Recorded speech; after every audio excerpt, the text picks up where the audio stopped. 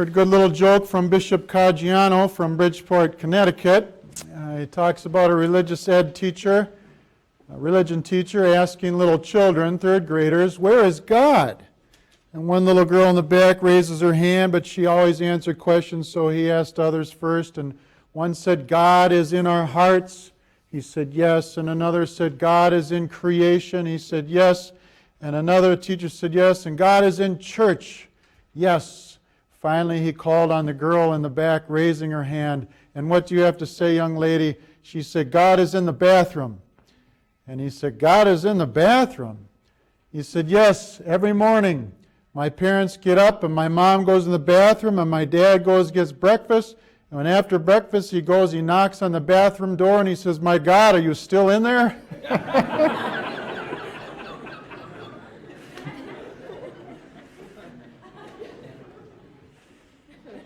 Maybe someday when you're married you'll know it even more. I don't know. Well, in today's gospel, Jesus says He's the vine and we are the branches and we're to remain in Him. And He wants to prune us so that we bear more fruit. I remember in my neighborhood a lot of basketball players I grew up with. I also played in high school. And one of the persons in the block we all had basketball nets in the backyard on a garage, and one had wires that were always on the left side. So you could shoot freely from the right side and from the center, but not from the left side. You always had these telephone wires in the way. And so whenever this young man at the house practiced and played and shot from that, he had to shoot over the wires, over the telephone wires. And sometimes playing out there one-on-one or two-on-two, you struggle with that. But over time, I began to realize this young man earned a kind of skill.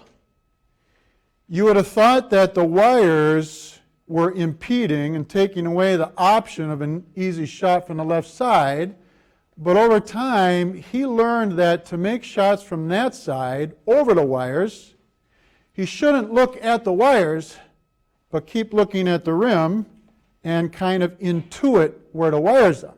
And he became so good at it that in high school he was a small forward, 6 foot forward, small forward in high school. And when he went up against all these taller players, if they came to block his shot, he had the skill of just shooting it higher. So he could shoot at the regular level or the higher level. And I share it because, again, we would look at the situation and say, the opportunity here is not as good as it could be. But taking away something of what we thought would be the best circumstances enabled the young man to become better in the long run. Jesus says we must be pruned. Sometimes we need to be cut. We need to be cut. I was on a net team shortly after college, and we were riding around in a van doing retreats for high school youth, and our radio would not work. There was a lot of musicians. We wanted to listen to the radio, but it was broken. And what did we have to do instead? Well, we prayed rosaries. Prayed rosaries. And while we wanted that radio to work, I think we were producing more fruit without it. People who join religious life, every Tuesday morning I celebrate Mass with Missionaries of Charity, and it just seems that the sisters in the house, like every 3 years, have to rotate to a new place. And I think about the detachment of that.